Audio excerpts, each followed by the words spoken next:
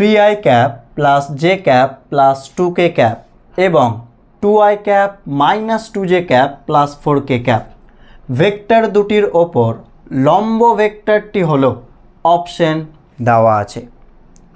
আগে নিজেরা পজ করে ট্রাই করি কোনটা হবে। তো চলো দেখে নেওয়া যাক কোনটা সঠিক। ধরে নিই এ ভেক্টর এটা, এটা বি ভেক্টর। তো এ ভেক্টর আর বি ভেক্টরের উভয়ের ওপর লম্ব ভেক্টর কি হয় আমাদের জানা আছে, এ ক্রস বি, বা কি বলতে পারি বি ক্রস এ। ঠিক আছে, এরা পরস্পর কী হয় বিপরীতমুখী। তো আমরা চলো এ ক্রস বিটা বের করব। তাহলে আমাদের কাজ হচ্ছে এ ক্রস বি বের করা। তো এ ভেক্টর বলতে এটাকে ধরে নিলাম, বি ভেক্টর বলতে এটাকে। তাহলে ক্রস কী করে করতে হয়, প্রথমে আই জে কে লিখে নেওয়া হলো।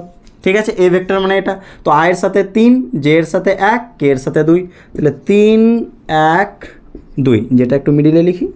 ওকে, নেক্সট বি মানে এটা 2 - 2 + 4, 2 - 2 + 4 হয়েছে। আচ্ছা, ক্রস কী করে করতে হয়, প্রথমে আই ক্যাপ। তো আই ক্যাপ লেখার সময় এটা বাদ, তাহলে কী পড়ে থাকলো 1 × 4 মানে 4, মাইনাস 2 × -2 মানে -4, তাহলে -1 প্লাস মাইনাস জে ক্যাপ। ঠিক আছে, তাহলে এটা বাদ, এটা বাদ, তাহলে এটা বাদ গেলে কি 3 × 4 কত 12, মাইনাস 2 × কত 2 মানে 4।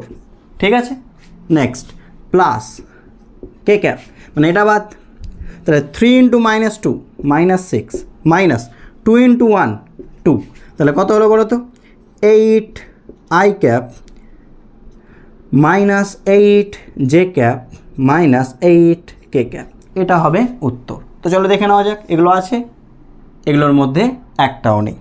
আছে কি না, তাহলে কোনটা সঠিক হবে, কোনোটি নয়, অপশান ডি।